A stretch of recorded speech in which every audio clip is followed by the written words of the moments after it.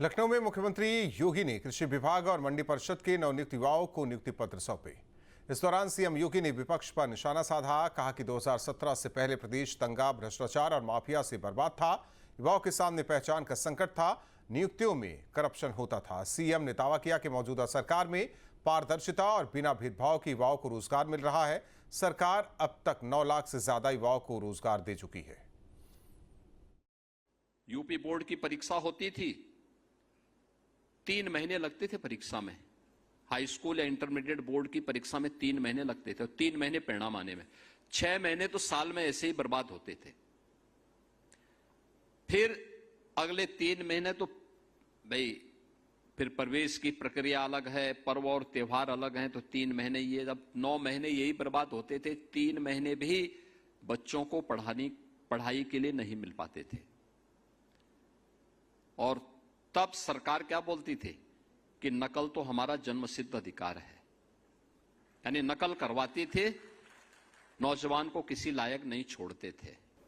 और आज जो 6 महीने लगते थे परीक्षा में, हमने उसको घटा करके, मैं जब पहली बैठक किया था 2017 में, मैंने आज बोर्डों से उत्तर प्रदेश माध्यमिक शिक्षा बोर्ड को बुलवाया। मैंने कहा भाई आपकी परीक्षा कितना समय लगता है? उन्होंने कहा साहब 3 महीना। मैंने कहा परिणाम आने में? उन्होंने कहा 3 महीना। मैंने कहा इसको 1 महीना करो। उन्होंने कहा नहीं हो पाएगा। तो मैंने कहा कुर्सी छोड़ो, मैं 1 महीने के अंदर कराऊंगा,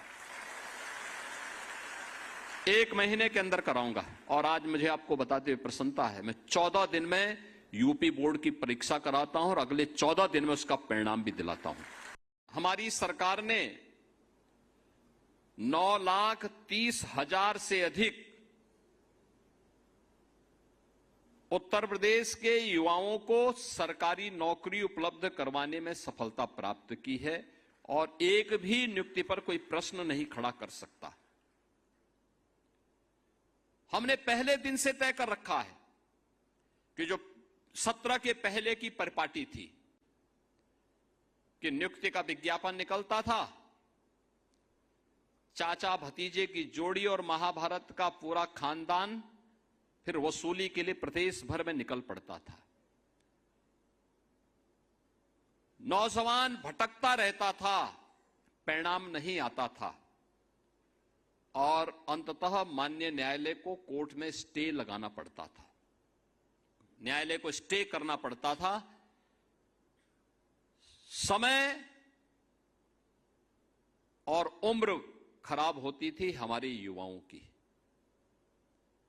लोग ये मानते थे कि ये युवा किसी लायक नहीं, क्योंकि ये नौकरी नहीं प्राप्त कर रहा है। गलती युवा की नहीं होती थी, गलती उन आयोगों और बोर्डों में बैठे हुए और उस समय की सरकारों में बैठे हुए सरकारी तंत्र में भ्रष्ट उन राजनेताओं की और उन लोगों की होती थी जो बेईमान और भ्रष्ट किस्म के लोग वहां बिठा दिए गए थे।